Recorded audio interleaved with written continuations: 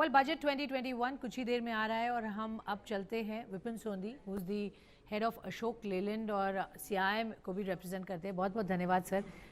Budget की उम्मीदें बहुत हैं इस बार कोविड के साल के बाद। अब हम ग्रोथ ओरिएंटेड बजट की उम्मीद लगा रहे हैं और वो डायरेक्शन और वो इंडिकेशन मिल भी रहे हैं। आप स्पेसिफिकली क्या चाहते हैं इस बार हो जिससे इंडिया और भी स्ट्रॉन्ग फुटिंग पे आ जाए? बहुत बहुत धन्यवाद। पहली बात यह है कि हम पैंडेमिक के बाहर नहीं है। अच्छा। तो गार्ड नहीं उतारना चाहिए। Okay. बहुत ज़रूरी है कि डीबीटी, मनरेगा और एमएसएमईज, क्योंकि इंडस्ट्री सेक्टर है, एमएसएमईज को हम कॉन्स्टेंटली सपोर्ट और प्रोत्साहन देते रहें। बजट इटसेल्फ ये विकास का बजट होना चाहिए और ज़रूर है कि कहाँ से पैसे आएंगे उसके बारे में बात करेंगे, पर पहला है कि पब्लिक इन्वेस्टमेंट शुरुआत की जाए और ज़्यादा, उससे डिमांड बढ़ेगा। डिमांड से ज़रूर प्राइवेट इन्वेस्टमेंट वापस आएगी क्योंकि कैपेसिटी यूटिलाइजेशन बढ़ेगी, उससे रोज़गार बढ़ेगा, उससे कंजम्पशन बढ़ेगी, सेविंग्स बढ़ेंगी और वापस मनी साइकिल में आएगी।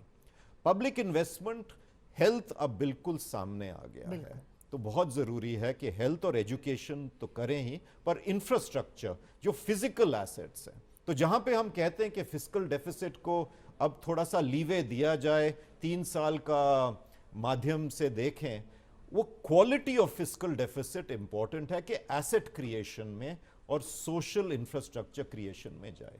ओके। एक और चीज जो मैं कहना चाहूंगा कि मैन्युफैक्चरिंग सेक्टर जो $5 ट्रिलियन का टारगेट रखा था, उसमें से प्रधानमंत्री ने कहा था कि 20% मैन्युफैक्चरिंग के तौर से आना चाहिए, तो $1 ट्रिलियन वहां से आएगा।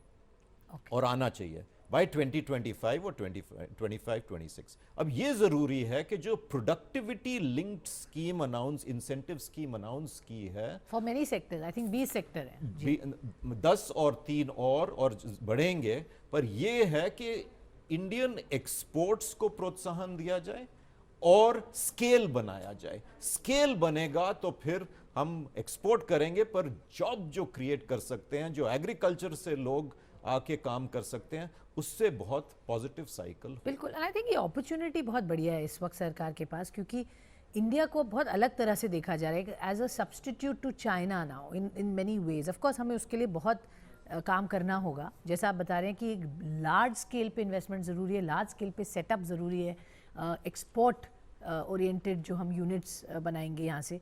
तो जिस तरीके की अनाउंसमेंट्स ऑलरेडी हो गई हैं इस साल, इनफैक्ट देखें तो बहुत अनाउंसमेंट्स आई हैं और बहुत स्कीम्स लॉन्च हुई हैं, तो कुछ नया और करने की ज़रूरत है या जो करा है उसी को अगर हम ढंग से एक टाइम बाउंड मैनर में करें वो बड़ी बात होगी? एग्जीक्यूशन पे हम शायद कभी कभी मात खा जाते हैं और एग्जीक्यूशन पे फोकस जाए। और आपने कहा कि चाइना को खैर सब्स्टिट्यूट करना मुश्किल है, पर चाइना +1, क्योंकि अब कहाँ जा रही है, वियतनाम में जा रही है इन्वेस्टमेंट, इंडोनेशिया में जा रही है, थाईलैंड में जा रही है। उसके 2 सुझाव हैं मेरे।